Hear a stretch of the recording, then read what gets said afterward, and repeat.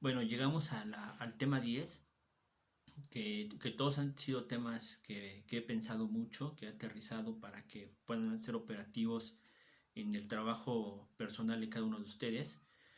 Y decidí en el tema 10 trabajar ficción y realidad, teorías de la ficción literaria, porque la ficción es un tema medular y central de la literatura.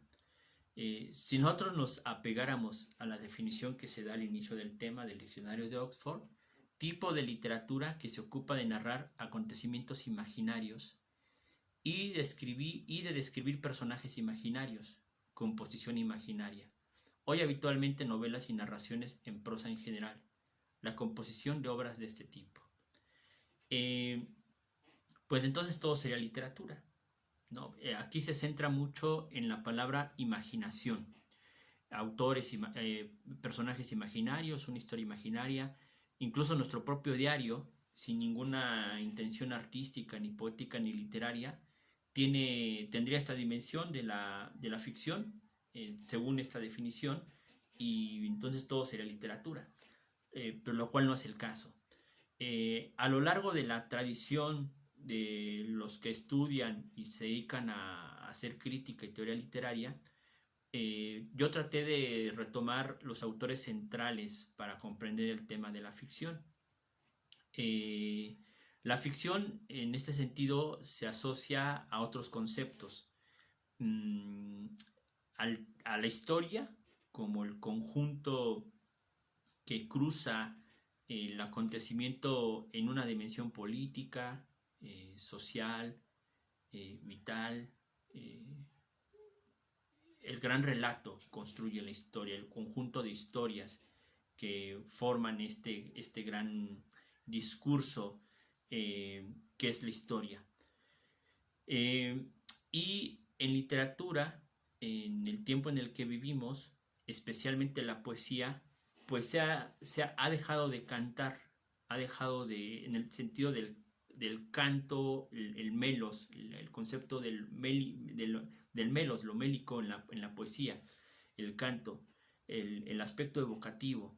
Y la poesía en los últimos años se ha centrado a ese aspecto narrativo en el que ese aspecto trata de contar historias, trata de contar algo. No es que antes la poesía no lo hiciera, la poesía siempre ha contado historias. Un ejemplo central es la Ilíada, el gran poema, la gran obra de la literatura occidental. De algún modo ahí inicia también la literatura. Eh, y ahí se están contando no una historia, están contando un montón de historias y tiene una cierta pretensión de verdad más allá del aspecto de la mitología y tal, ¿no? Y los otros conceptos en donde a los que se asocia la ficción, además de la historia, es la verdad y su contraparte, la mentira. Más o menos las teorías literarias van en esta dimensión. Las teorías sobre la ficción van en esta orientación. Entonces lo que he hecho es contraponer mmm, la generalidad de estas teorías a una teoría de la ficción pues realmente muy reciente y que critica todas estas teorías. Y por eso he tomado a Jesús G. Maestro, a este crítico y teórico español, autor de la crítica de la razón literaria, de la cual me he centrado, pero también en su libro sobre teoría de la ficción, que seguramente muchos de ustedes conocen y ubican. Yo creo que todos los que se dedican a la literatura hay que tomarlos en serio. Más allá en algún momento que nos pueda gustar o no gustar, eso es aparte, pero hay que leerlos en serio.